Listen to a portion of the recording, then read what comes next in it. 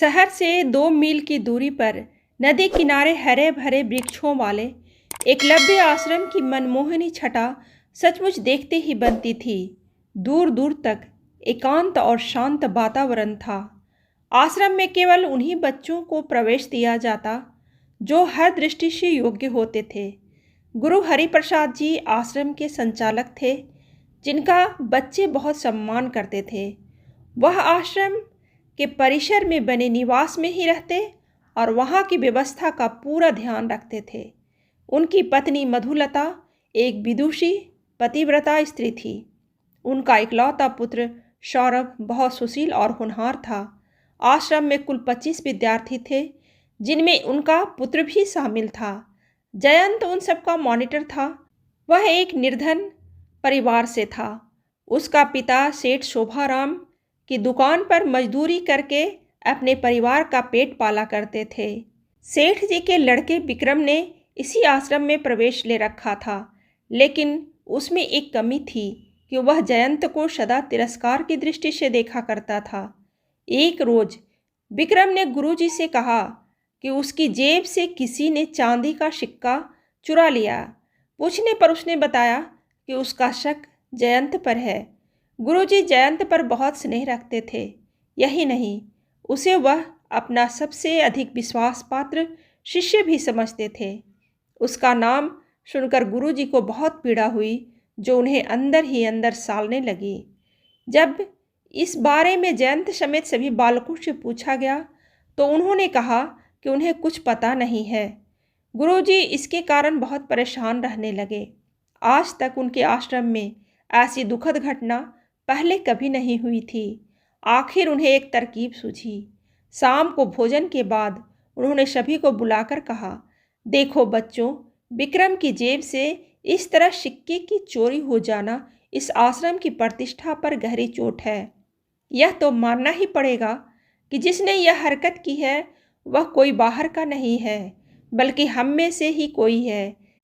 खैर, जाने अनजाने में जिससे भी यह गलती हुई है, उससे मेरा यही कहना है कि वह तुरंत अपनी गलती सुधारे और सुबह होने से पहले पहल उस सिक्के को आश्रम की पत्र मंजूषा में डाल दे।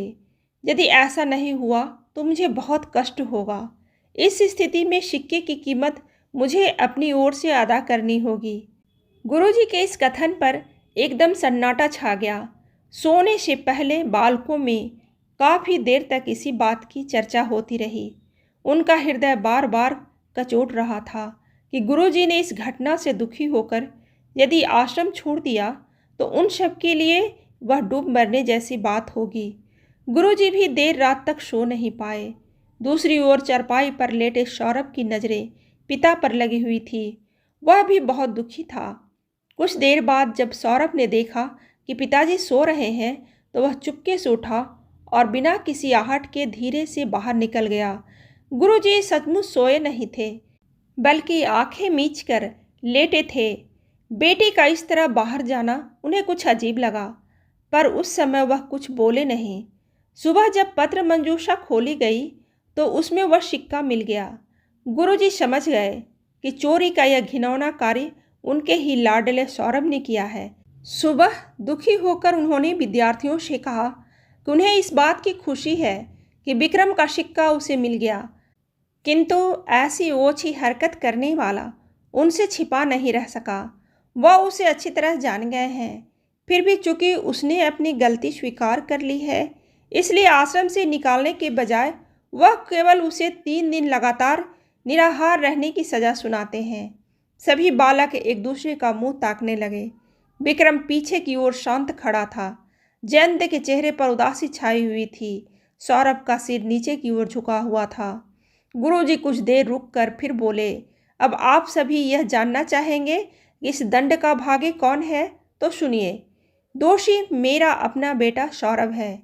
यह सुनते ही विक्रम जोर से चिल्लाया, नहीं नहीं, यह पाप सौरभ से नहीं, मुझसे हुआ है। दौड़कर वह गुरुजी के चरणों में गिर गया और गिड़गिड़ाते हुए बोला, मुझे माफ़ कर दो गुरुजी, मुझे माफ़ कर दो। सौरभ का इसमें कोई दोष नहीं है। वह सिक्का किसी ने नहीं चुराया। इसे मैंने ही सौरभ को रखने के लिए दिया था।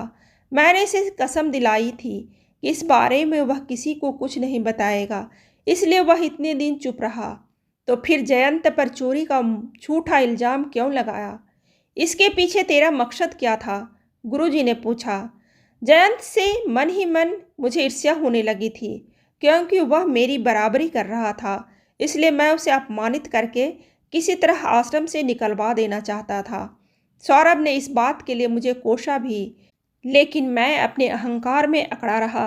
आज मुझे मालूम हुआ कि किसी की पहचान उसके पैसों से नहीं, गुणों से होती है।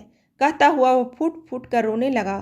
गुरुजी को लगा विक्रम ने अपनी भूल स्वीकार करके आश्रम को अपवित्र होने से बचा लिया है। उन्हें उसे प्यार से गले लगा लिया। कहानी अच्छी लगे तो लाइक जरूर करें और ऐसी ही कहानी सुनने के लिए सब्सक्राइब बटन दबाइए।